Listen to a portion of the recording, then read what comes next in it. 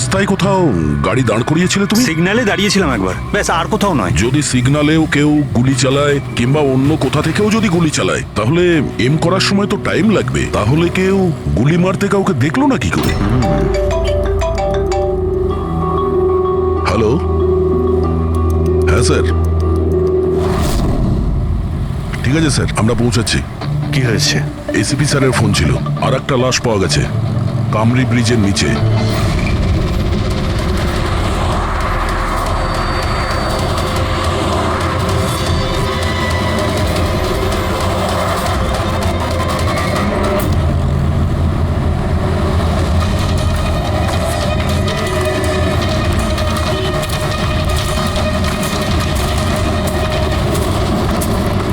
হ্যাঁ দয়া, স্যার, আপনি জানলেন কি করে এই লাশটার কথা? লোকাল পুলিশের কাছে আশেপাশের লোক কমপ্লেন জানিয়েছে। 2 ঘন্টা আগেই লাশ দেখেছে। মাথার পিছনে একটা চোট আছে আর পিঠের পিছনেও একটা গুলির চিহ্ন আছে। স্যার, একটা কথা মাথায় ঢুকছে না, কেউ একে এখানেই মেরেছে নাকি অন্য কোথাও মেরে এখানে নিয়ে এসেছে? দেখতে হবে ফেডরিক। স্যার, রাস্তায় একটা বাইক পাওয়া গেছে। আমার মনে হচ্ছে এই লোকটারই বাইক হবে।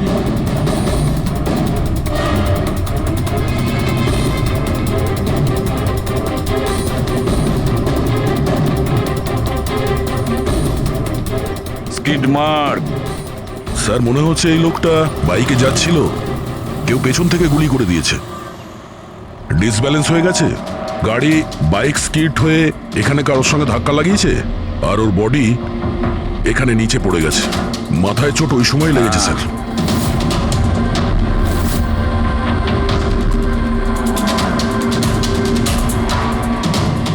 স্যার, হ্যাঁ, কিছুতেই বুঝতে পারছি না এই লোকটা কে।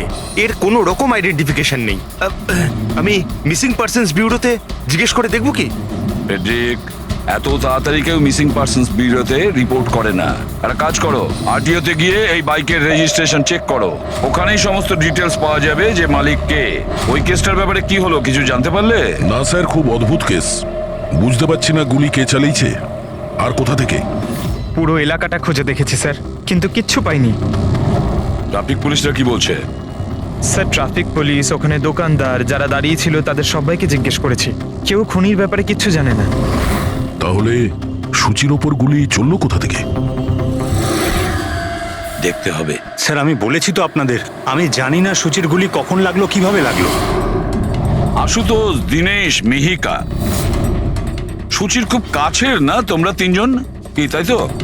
তাহলে এটা বলো, সূচির মৃত্যুতে তোমাদের তিনজনের মধ্যে কার লাভ হতে পারে? তার মানে স্যার? স্যার, আমরা ওকে কেন মারতে যাব? ও স্যার, ও আমার নিজের বোন ছিল স্যার, নিজের বোন। আমি নিজের বোনকে কেন মারতে যাব? কোটি টাকা পাওয়ার জন্য। আবার কি কোটি টাকা পাওয়ার জন্য? এতে আমার কি লাভ হতো স্যার? আমার আর সুচির তো আগেই ডিভোর্স হয়ে গেছে। হতে পারে ডিভোর্সই ওই কারণটা। ডিভোর্সের পরেও আমি আর সুচি অত্যন্ত ভালো বন্ধু ছিলাম, বন্ধুর মতোই মিশতাম আমরা। এটাও তো হতে পারে যে তোমার প্রথমা স্ত্রীর সঙ্গে যে সম্পর্ক ছিল সেটা হয়তো দ্বিতীয় স্ত্রীর পছন্দ ছিল না। স্যার, আপনি এসব কি বলছেন? ওদের মধ্যে ভালো সম্পর্ক ছিল, তাতে আমার কি? ওদের দুজনকে নিয়ে আমার কোনো প্রবলেম ছিল না, আমি ইনসিকিউর নই। যদি তোমাদের তিনজনের মধ্যে কেউ সূচিকে না মেরে থাকে, তাহলে সূচিকে কে মেরেছে? কে মেরেছে? আমি বলছি আপনাকে, সুচি একটা এনজিওতে কাজ করত। ও ওখানে একজন অ্যাকাউন্টেন্টের পর্দা ফাঁস করে দিয়েছিল, কারণ ওই মেয়েটা টাকা পয়সা নিয়ে গন্ডগোল করছিল। তোমার মনে হচ্ছে শেলির হাত হতে পারে এই সবের পেছনে? ইয়েস স্যার, ওকে অনেকবার হুমকিও দিয়েছিল। স্যার, আমার তো মনে হচ্ছে কি এই কাজটা হয়তো পৃথ্বীর হতে পারে। আচ্ছা, এই পৃথ্বী কি? খুবই খুবই অসভ্য ধরনের লোক, ওই রোমিও টাইপের। সুচি পুলিশকে কমপ্লেনও করেছিল ওর বিরুদ্ধে, কিছুদিনের জন্য জেলেও গেছিল। ঠিক আছে, তোমরা তিনজন যেতে পারো। Thank you sir. Thank you sir. Thank you sir.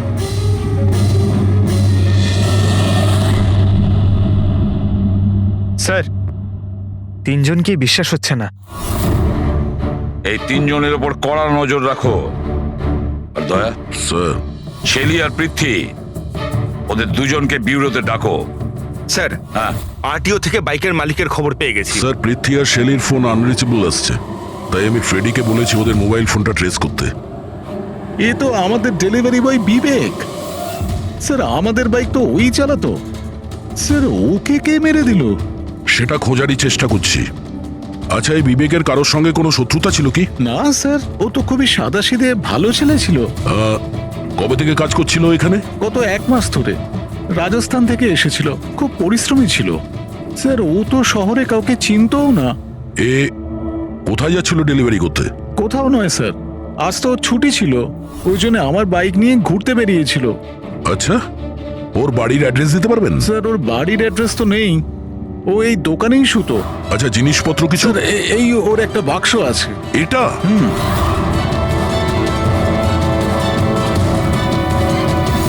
Sir, এই লোকটার বক্স আর সবকিছু চেক করলাম, তাতেই সার্কাসের প্যাম্পলেট ছাড়া আর কিছুই পেলাম না। হয় ও সার্কাস খুবই পছন্দ করত, না হলে নিজের ফ্রি টাইমে প্যাম্পলেট বানিয়ে টাকা রোজগার করত। এটা এমন একটা মার্ডার যাতে কোনো সাসপেক্টই নেই। আচ্ছা, বিবেকের মতো এই ধরনের গরিব লোকদের মেরে কার কি লাভ হতে পারে? সেটাই তো। আর ওদিকে সূচি, দ্বিতীয় মার্ডার, যারা সন্দেহের তালিকায় অগণিত। তাদের মধ্যে যে কেউ গাড়ির সামনে গিয়ে গুলি করে মারতে পারে সূচিকে। না বস, আই এম সরি বাট আমি তোমার সঙ্গে একমত হতে পারছি না। কোন কথা? সেটা এই যে কেউ একে পাশ থেকে গুলি করেছে। তার মানে? স্যার তার মানে এটা। আরে এটা তো রাইফেলের গুলি। হ্যাঁ স্যার, আর এই গুলিটা সূচির গলায় এই এদিকে এখানটা আটকে ছিল। গুলি রাইফেল থেকে চললে তো অনেক দূর থেকে চালানো হয়েছে। হ্যাঁ একদম ঠিক, দূর থেকেও আর উঁচু থেকেও, এইসব আমি বলছি। এই দেখো বস, 50 ডিগ্রি অ্যাঙ্গেল থেকে সূচিকে গুলি করা হয়েছে। গুলি এখান থেকে এসেছে, কারের কাঁচের জানলা ভেঙেছে আর গিয়ে এর গলায় লেগেছে। এই গুলি যে অ্যাঙ্গেল থেকে চলেছে ডক্টর, কত দূর থেকে চলেছে এই গুলিটা? এই ধরো 70 ফিট দূর থেকে। তার মানে কোনো উঁচু বিল্ডিং থেকে চালানো হয়েছে। সে তৈরি হয়ে বসেছিল বিল্ডিং এর ওপরে গুলি চালানোর জন্য। একটা কাজ করো, ওই এরিয়ার ম্যাপটা বের করো।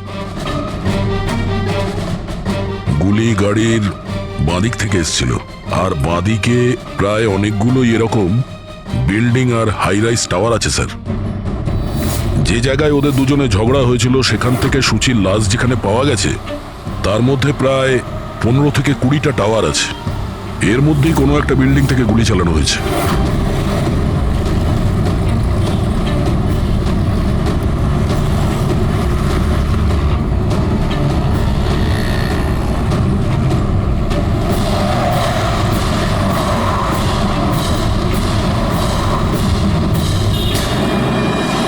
বাস ঠিক আছে।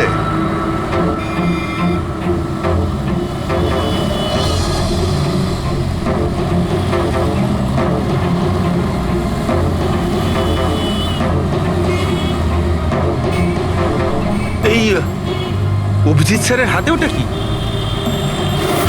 মার কাছে ফ্রেডি, ঠিক সেই হাইটে যে হাইটে সূচির গুলি লেগেছিল। আর আমার হাতে এই ডিজিটাল ডিস্টেন্স রিডার আছে, এর থেকে এই লেজার লাইট যদি ওই মার্কেট ঠিক যায় তাহলে তার মানে গুলি এখানে এই বিল্ডিং থেকেই চালানো হয়েছে। সব মাথার উপর দিয়ে গেল। ঠিক আছে, এটা এখনই করে দেখছি। হ্যাঁ দয়া, আমি তৈরি। ওকে অভিজিৎ, একটু ডান দিকে এসো, ডান দিকে। হ্যাঁ ঠিক হালকা আছে। হ্যাঁ একটু বাঁদিকে। ব্যাস ব্যাস ব্যাস, ঠিক আছে। একটু পেছনে, একটু পেছনে। দেখেছো, এই লেজার ঠিক ওই মার্কে হিট করছে না, হিট করছে না ওখানে। গুলি এখান থেকে চালাইনি স্যার। এক্স্যাক্টলি। আরে স্নাইপারের কাছে অত সময় ছিল না নিশানা ঠিক করার জন্য যখন ও সূচিকে গুলি চালিয়েছিল। একটা কাজ করি, অন্য কোনো বিল্ডিং এ যাই। ঠিক আছে, চলো।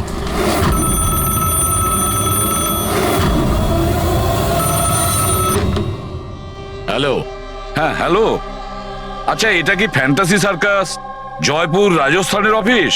হ্যাঁ ঠিকই, বলুন। দেখুন, আমি মুম্বাই সিআইডি থেকে এসিপি পদ্মুমান বলছি। আপনার ওখানে কোনো বিবেক নামে কেউ কাজ করতো? হ্যাঁ হ্যাঁ, বিবেককে আমি চিনি তো। ও এই সার্কাসেই কাজ করতো। কেন, কি হয়েছে? কি কাজ করতো বলতে পারবেন আপনি?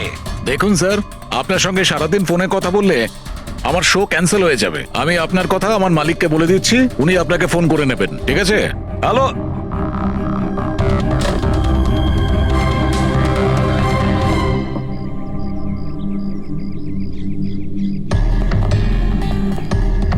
অদ্ভুত স্যার, বিল্ডিং এ কোনো গাড়ি দেখলাম না, মনে হয় গুলি এখান থেকেই করা হয়েছিল।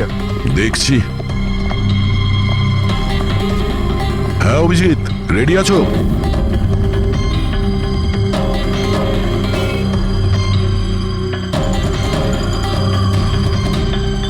না অভিজিৎ, এখান থেকে টার্গেট ঠিকঠাক লাগছে না, একটু ডান দিকে এসো, ডান দিকে আর একটু। হ্যাঁ, পারফেক্ট পারফেক্ট, এখানে। লেগে গেছে নিশানা। তার মানে হলো সূচি এখানেই ছিল যখন ওর গুলি লাগে। পঙ্কজ, ফ্রেডি, একটু আশেপাশে দেখো ওই স্নাইপার কোনো প্রমাণ ফেলে গেছে কিনা। কিন্তু ভাই দয়া, এখানে তো কোনো স্পিড ব্রেকারও নেই। সে এমন কোন স্নাইপার হবে যে ওই বিল্ডিং এ বসে এত দ্রুত যাওয়া কোনো গাড়িতে নিশানা লাগাবে যেটা সূচির ঘাড়ে গিয়ে লাগবে? হ্যাঁ, এটা তো সত্যি। আশুতোষ, যখন তোমার গাড়িটা এখানে ছিল, হ্যাঁ তখন কোনো কারণে তোমার গাড়িটাকে স্লো করতে হয়েছিল কিংবা দাঁড় করাতে হয়েছিল, কিছু মনে আছে? হ্যাঁ স্যার, আমি যখন ড্রাইভ করছিলাম তো গাড়ির সামনে একটা ভিখারি এসে গেছিল আর আমায় ব্রেক করতে হয়েছিল। ভিখারি? হ্যাঁ, কি হলো? এইদিকে কিচ্ছু নেই স্যার। কিছু নেই? ওদিকেও কিছু নেই স্যার। ওই ভিখারি দেখতে কেমন ছিল? স্যার, ওর এক হাতে তো একটা ক্রাচ ধরা ছিল, অন্য হাতে লাল পোটলা, গলায় গামছা আর মাথায় অর্ধেক টাক ছিল। অভিজিৎ, এই ফ্লাইওভারের নিচে অনেক ভিখারি থাকে, ওদের মধ্যে কেউ একজন হবে। হ্যাঁ, আমি শুনলাম আশুতোষ যা বললো ভিখিরির ব্যাপারে। আমি নিচে গিয়ে দেখছি। এই কে তোমরা? কাকে জিজ্ঞেস করে ওপরে এসছো? তুমি এখানকার ওয়াচম্যান, ডিউটিতে কেন ছিলে না? আমার ইচ্ছে। এই তোমরা কি আমাকে ডিউটি শেখাচ্ছ? CID CID? জানো তোমার জন্য এখানে একজন মহিলার খুন হয়ে গেছে? আমার জন্য খুন? কেউ এই ছাদ থেকে একজন মহিলাকে নিচে গুলি মেরেছে, কি জানো ওই ব্যাপারে?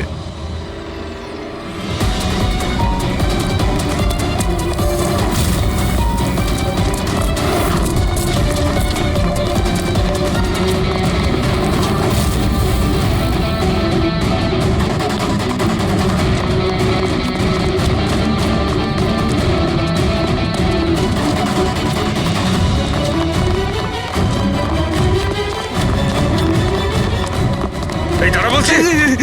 স্যার, স্যার আমি কিছু করিনি স্যার। স্যার আমাকে ছেড়ে দিন স্যার, আমি কিছু করিনি। কিচ্ছু করিসনি, কিচ্ছু করিসনি তুই, চল। আমি ভয় পেয়ে গেছিলাম স্যার। কেন ভয় পেয়েছিলি? কি জানিস এই খুনের ব্যাপারে? স্যার, আমি টাকা নিয়েছিলাম, কিন্তু এটা বলেনি যে ও কাউকে খুন করতে চলেছে স্যার। কে ছিল ওই লোকটা? আগে কোনোদিনও দেখিনি স্যার। ও বলেছিল যে ও বিল্ডিং এর ছাদে গিয়ে ওর গার্লফ্রেন্ডকে প্রপোজ করতে চায়। স্যার, ও 2 ঘন্টার জন্য 15,000 টাকা দিয়েছিল স্যার। আমি তো এত টাকা এক মাসেও কামাইনি স্যার কোনোদিনও। স্যার, ও হেলমেট পরেছিল আর চোখে চশমাও ছিল।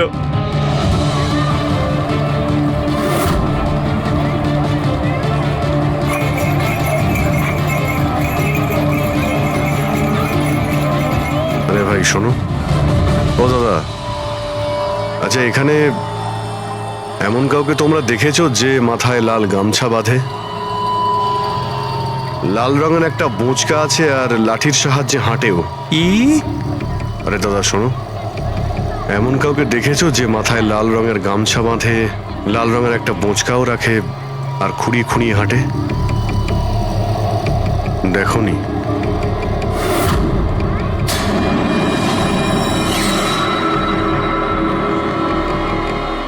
আরে ভাই শোনো,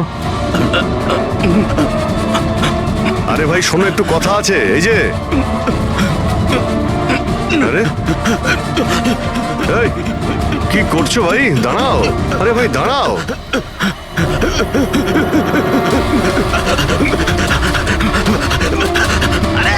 আমি কিছু করিনি। আমার কাছে কোনো টাকা পয়সা নেই, আমি কোনো কিছু চুরি করিনি। আমি করছিস? তুই জানিস ল্যাংড়াদের কতটা কষ্ট হয়? আরে কতবার করে বলবো আমার কাছে কিছু নেই, আমি রাস্তার ভিখারি, আমি সত্যি বলছি। এই, তুই সেদিন ইচ্ছে করে লাল গাড়ির সামনে পড়েছিলি না? কোন লাল গাড়ি? আমি কোন লাল গাড়ির সাথে আসেনি তো। স্যার এটা কি গুন্ডামি হচ্ছে? আপনি ওকে ছেড়ে দিন, এটা কিন্তু ঠিক হচ্ছে না, আমি বলে দিচ্ছি কিন্তু। এই, সর। আমি সিআইডি থেকে। আরে আমি কোথায় পালাচ্ছিস, দাঁড়া। ভদ্রভাবে বলে দে, না হলে আমি রেগে গেলে কিন্তু এর ফল খুবই খারাপ না, হবে। স্যার আপনি যদি সত্যি সিআইডির লোক হন, আমি সব বলছি। একটা লোক আমাকে টাকা দিয়েছিল এসব করার জন্য, আর ও বলেছিল যে যখনই একটা লাল গাড়ি আসবে তার সামনে পড়ে যেতে, তাই আমি করেছিলাম স্যার। তুই কি করে জানলি যে লাল গাড়ি কখন আসবে? ওই ছাদে একটা লোক দাঁড়িয়ে আমাকে ইশারা করছিল, ওই রকমই। ও যে ইশারা করবে আমি তখনই লাল গাড়ির সামনে উল্টে পড়ে যাব। প্ল্যান ছিল স্যার। জানিস একটা মহিলার খুন হয়ে গেছে তোর এই প্ল্যানের জন্য? সাহেব আমাকে ক্ষমা করে দিন, দেখুন আমি রাস্তার একজন ভিখারি। ঠিক আছে, তুই এটা বল ওই লোকটা দেখতে কেমন ছিল?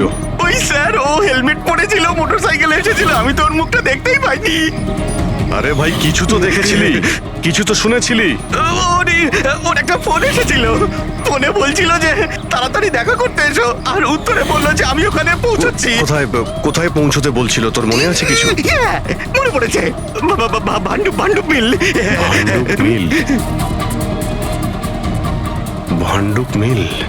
আচ্ছা ঠিক আছে, ঠিক আছে, ফিরে এসো, আমি স্যারকে ইনফর্ম করছি। Okay sir. হ্যাঁ অভিজিৎ ভান্ডব মিল থেকে ফিরে আসছে। ও বলছে যে মিল একদম ফাঁকা পড়ে আছে, কোনো প্রমাণই ওর হাতে পড়েনি। খুনি তো ওখান থেকেই পালিয়ে গেছে। হতে পারে অভিজিৎ পৌঁছানোর আগেই ওখান থেকে ও পালিয়ে গেছে। পঙ্কজ, হ্যাঁ স্যার। পঙ্কজ একটা কাজ করো, যখন সুচির গুলি লেগেছিল ঠিক ওই সময়ে ওই এরিয়াতে কতগুলো মোবাইল অ্যাক্টিভ ছিল খোঁজ নাও। স্নাইপারের ফোন ওদের মধ্যেই কারোর হবে। স্যার হ্যাঁ হ্যাঁ পঙ্কজ, এটাও দেখো ওর মধ্যে কতজন লোক ভান্ডুপ মিলে গেছিল। স্যার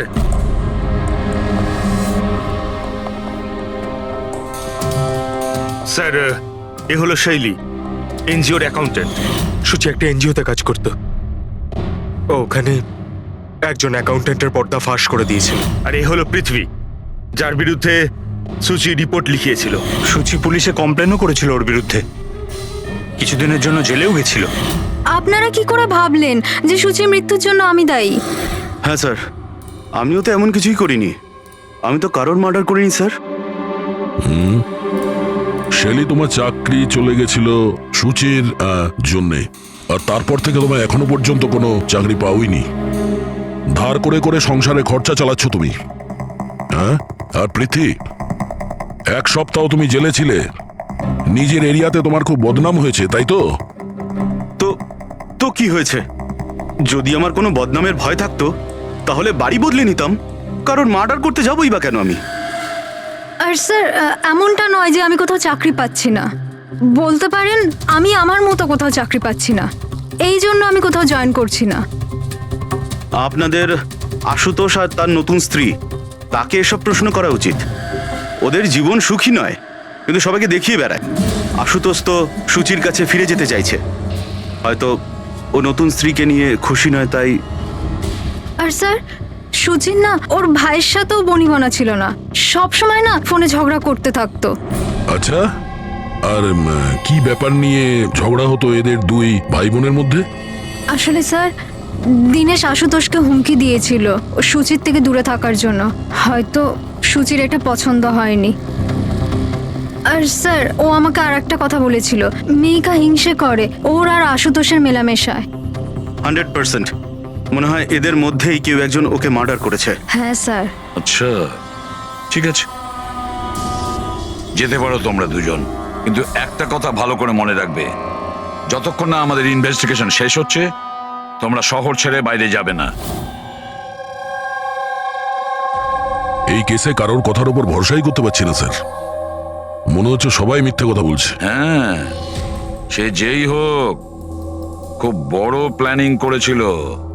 প্রথমে ভিখারিকে টাকা দিয়েছে, একটা ওয়াচম্যানকে হায়ার করেছে, আর তারপরে স্নাইপারকে হায়ার করেছিল। আর ঠিক সময় আসতেই ও সুচিকে গুলি করে মারে। স্যার হ্যাঁ,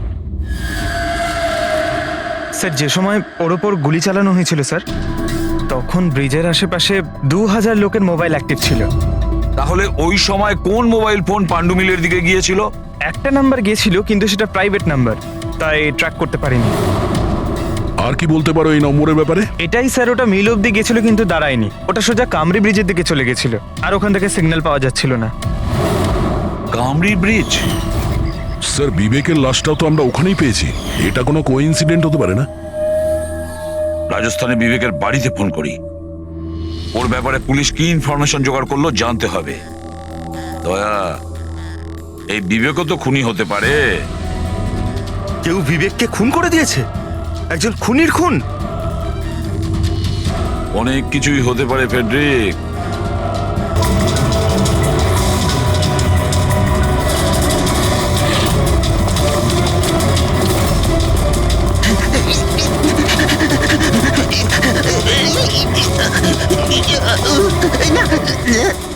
আরে তুই বারবার পালাস কেন? হ্যাঁ, বারবার আপনারা আমার পিছনে পড়ে আছেন কেন? পিছনে তোর পড়ে সঙ্গে আছেন কথা কেন? আছে। আমি কিছু কথা বলতে চাই না। অনেক হয়ে গেছে স্যার, আপনারা আমাদের এইভাবে বিরক্ত করতে পারেন কেউ না। তোমাদের জ্বালাতন করছে না, আমরা নিজেদের কাজ করছি, যাও। কিছু শুনতে চাই না, যান এখান থেকে। আরে একজনের খুন হয়েছে, তোমরা কি বুঝতে পারছো না? তা কি হয়েছে? আমরা কি খুন করেছি নাকি?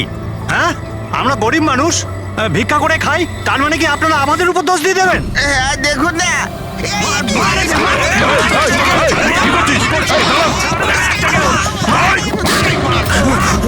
অভিজিৎ, তুমি ঠিক আছো? আরে না, ও নো, রক্ত বেরোচ্ছে। কি করলে তোমরা? হ্যাঁ, এই দেখ, এই লোকটা টাকা দিয়েছিল তোকে। স্যার, ও মারা গেছে। হ্যাঁ, ও মারা গেছে। ভালো করে দেখ, এটা কি সেই লোকটা যে তোকে গাড়ির সামনে পড়তে বলেছিল? একটু জুম জুম করুন।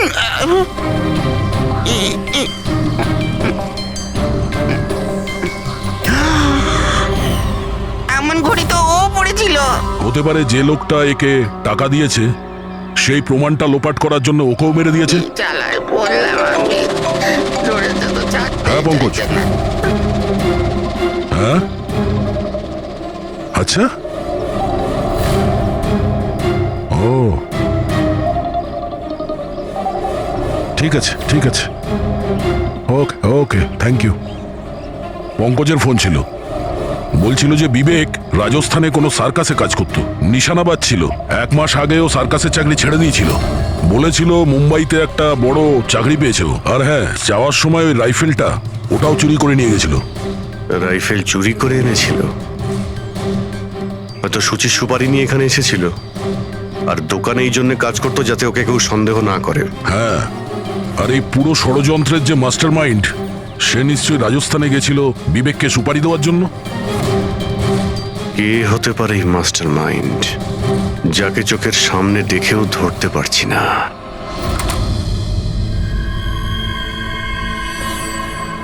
আরে মিস্টার আশু। স্যার আপনারা এখানে? মিস্টার আশু, ওই লোকটার ব্যাপারে জানতে পেরে গেছি যে সুচিকে গুলি করেছিল। Wow, that's a great news. আপনারা ধরেছেন ওনাকে? বিবেক নাম ওর। আপনারা কোনো বিবেককে চেনেন? না তো। অদ্ভুত ব্যাপার, আপনি কোনো বিবেককে চেনেন না, কিন্তু 15 বার কল করেছেন আপনি আপনার ফোন থেকে বিবেককে।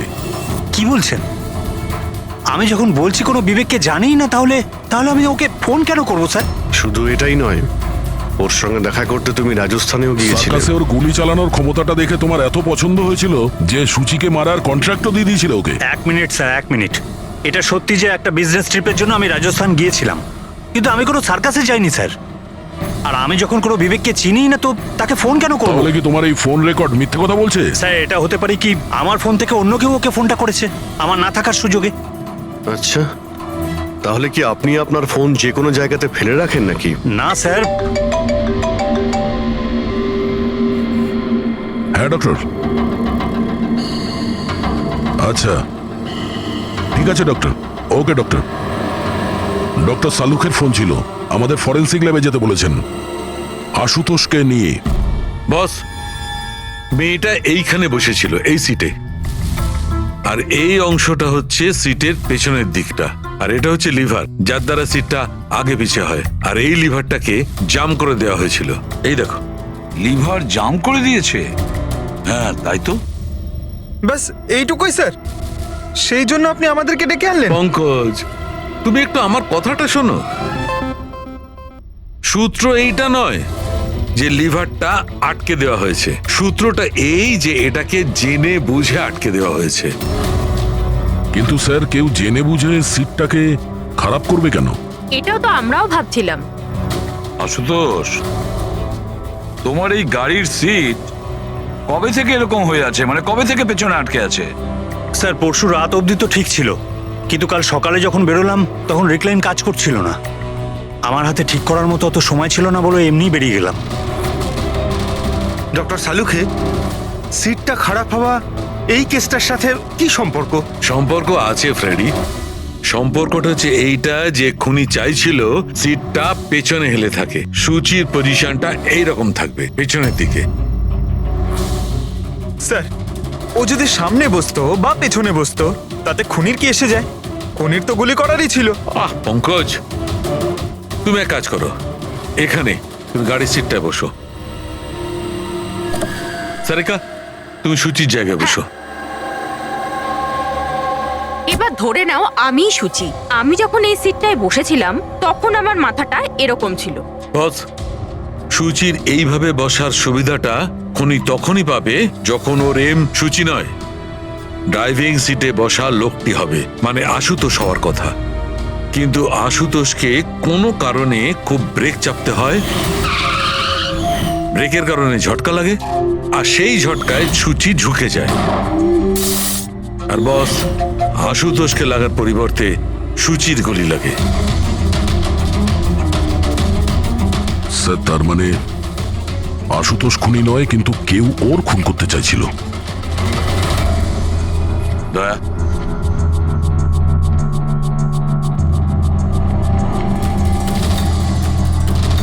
আশুতোষ। হ্যাঁ স্যার। তুমি একটা কথা বলো, তোমার কি কোনো শত্রু আছে? এমন কোনো শত্রু যে তোমাকে প্রাণে মেরে ফেলতে চায়? ভেবে চিনতে বলো, ভাবো। না স্যার, আমার কারোর সাথে কোনো শত্রুতা নেই। না আশুতোষ, কেউ তো নিশ্চয়ই হবে যে তোমাকে প্রাণে মেরে ফেলতে চায়, তোমার সিটের লিভারটা জাম করে দিয়েছে। না স্যার, এটা তো হতেই পারে না, কারণ এই গাড়িটার একটাই মাত্র চাবি, আর সেটা সবসময় আমার কাছেই থাকে। আমি তো কিছুই বুঝতে পারছি না আমি স্যার, যে এসব কি করে হলো। কোনো ব্যাপার নয় আশুতোষ, ও যেই হোক না কেন আমরা খোঁজার চেষ্টা করব যে কে তোমাকে মারার চেষ্টা করছে। ঠিক আছে, চলো যাই, চলে এসো। হ্যাঁ স্যার। স্যার, স্যার আমরা আশুতোষকে ছেড়ে দিলাম কেন? খুনি যদি আবার ওর উপর আক্রমণ করে তাহলে? দেখে যাও তুমি পঙ্কজ, এবার আমরা আশুতোষের প্রতিটা মুভমেন্ট ট্র্যাক করব, সব কথা আমরা শুনতে পাবো। স্যার, সেটা কিভাবে? দয়া যে ট্রান্সমিটার বাগ লাগিয়ে দিয়েছে।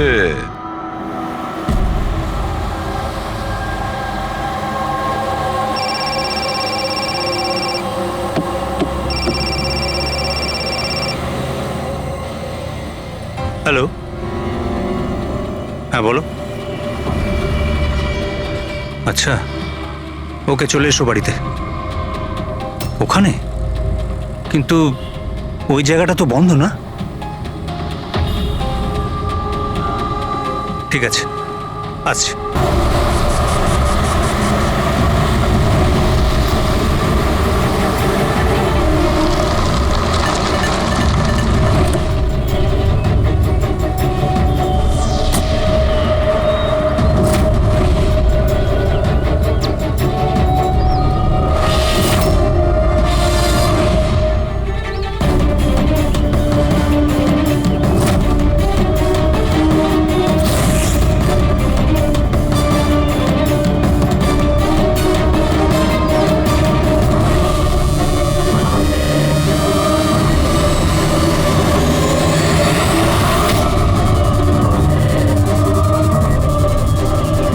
এটা কি করছো?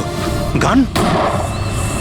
মাই গড, গুলির আওয়াজ পেলাম। দয়া, তাড়াতাড়ি চলো, আবার একটা যেন খুন না হয়। স্যার এই তো আমরা পৌঁছচ্ছি। স্যার, আমাদের যে এই সাসপেক্ট আছে, এক্ষুনি খবর পেলাম যে ও রাজস্থান গিয়েছিল। আশুতোষকে ফলো করতে করতে। ও তো আশুতোষের খুব কাছের লোক ছিল।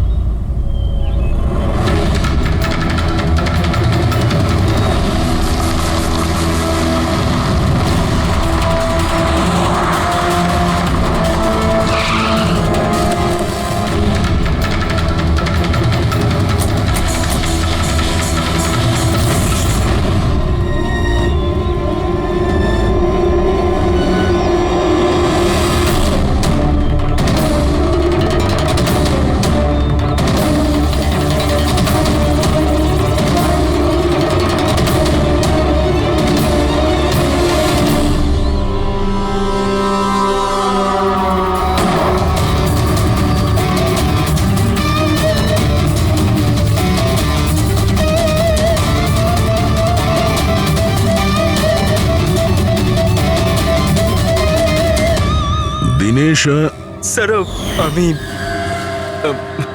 সুচির ভাই। মরে গেছে স্যার। আমি আমি কিছু করিনি স্যার। এ আমাকে মারতে চেয়েছিল। এই এই আমায় মারতে চেয়েছিল। কেন মারতে চেয়েছিল এ? স্যার এর মনে হতো যে এর বোনের সর্বনাশের জন্য আমিই দায়ী। বিয়ের পর সুচি ডিপ্রেশনে চলে গেছিল, আর তাই ও নিজেই নিজেকে মারারও চেষ্টা করেছিল। আর এই সমস্ত আমি কিছুই জানতাম না স্যার, একদমই জানতাম না। আর আমার এই না জানার কারণেই এই দুজনের মৃত্যুর কারণ আমি হয়ে গেলাম স্যার। এটা সম্পূর্ণ না জানার কারণে। পঙ্কজ, একে ছায়া নিয়ে বসাও, ঠিক ফরেন্সিক ল্যাবে পাঠিয়ে দাও।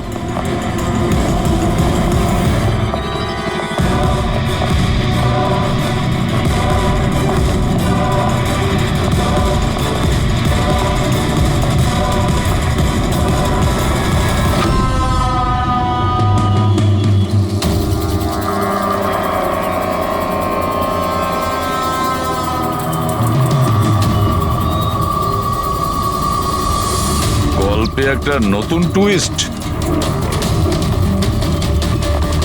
আশুতোষ,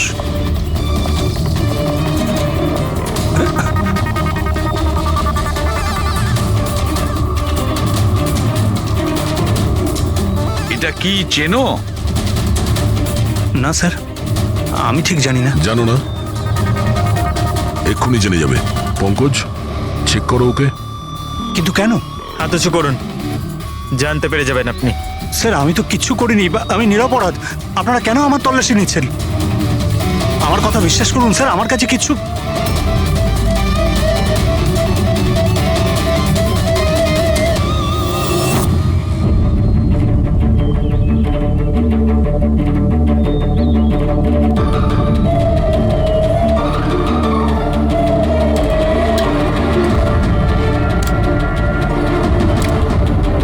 স্যার এই নিন ও রাবার বুলেটস। আমি জানি না স্যার যে এর থেকে কি প্রমাণ হচ্ছে। কি প্রমাণ হয়? হ্যাঁ, তুমি এই বন্দুক দিয়ে দিনেশের খুন করেছো, আসল বুলেট দিয়ে। হ্যাঁ, তাহলে এই গানটা কি করে এলো তোমার কাছে? আর ওই নকল রাবার বুলেট, ওটা কি করে ফায়ার হলো আর কখন? স্যার প্ল্যান আমিই করেছিলাম। A to Z পুরো প্ল্যান আমার। সুচির মৃত্যু, দিনেশের মৃত্যু, আর ওই প্ল্যানটাও এই জন্য যে আপনাদের মনে হয় যে সুচির মৃত্যুটা ভুল করে হয়েছে, কিন্তু আসল টার্গেট আমিই ছিলাম। আর আপনাদের সন্দেহ যাতে দিনেশের উপর যায়। কিন্তু সমস্ত প্ল্যানটা নষ্ট হয়ে গেল, সবকিছু জ্বলে গেল। কেন মেরেছো তুমি সুচিকে? সুচিকে মেরে তুমি কি পেলে? সুচি আমার মেয়ে রুহিকে নিয়ে চিরকালের জন্য দেশ ছেড়ে চলে যেতে চেয়েছিল, আর এই কথাটাও আমার কাছে লুকিয়েছিল। আপনারাই বলুন স্যার, আমার একমাত্র মেয়েকে নিজের থেকে দূর কিভাবে করতে দিতাম? আর সেই জন্য তুমি বিবেক মানে একজন শার্প শুটারকে টাকা দিয়েছো নিজের স্ত্রী সুচিকে মেরে ফেলার জন্য, আর যেই ও তোমার কাজ শেষ করেছে ওকেও মেরে দিয়েছো। তুমি দিনেশকে কি এমন কথা বলেছিলে যে ও মারার জন্য তোমাকে এখানে চলে এলো? আমি আমার ওয়াইফকে দিনেশের কাছে পাঠালাম। কি? হ্যাঁ দিনেশ, আমি এক্ষুনি জানতে পারলাম যে আশুতোষই তোমার বোনকে মেরেছে আর ও তোমাকেও মারতে চায়। না না, আমি ওকে ছাড়বো না, মেরেই ফেলবো আমি ওকে। দিনেশ পাগল হয়ে গেছে নাকি? খুন করবে তুমি? ও আমার বোনকে মেরে ফেলেছে, আমি ওকে ছাড়বো না। আমার বোনকে এভাবে মেরে ফেলার আগেও একবারও ভাবলো না। না, যাই হয়ে যাক না কেন আমি ওকে ছাড়বো না, দিনেশ, আমি ওকে কিছুতেই দিনেশ, ছাড়বো না। দাঁড়াও, আমার কথা শোনো। আর সুযোগ পেয়ে ওর বন্দুকটা বদলে দিল। তাহলে দিনেশ তোমার ওপর যে গুলিটা চালাচ্ছিল সেটা নকল ছিল? হ্যাঁ, মারপিটের সময় আমি ওই গানটা বদলে দিয়েছিলাম, যাতে আপনাদের মনে হয় কি আত্মরক্ষার জন্য আমি দিনেশকে মেরেছিলাম, আর আপনাদের সামনে আমি নিরপরাধ বলে সাব্যস্ত হই। কি রেখে গেলে তোমার ছেলের জন্য? না মা না বাবা। ওই সন্তানকে পাওয়ার জন্য তুমি ওরই মাকে মেরে ফেলেছ, আর এই অপরাধে তুমিও আজীবন জেলের গড়াদের পেছনে থাকবে। বলো আশুতোষ, কি পেলে তুমি নিজের ছেলেকে এইভাবে অনাথ করে? কি পেলে?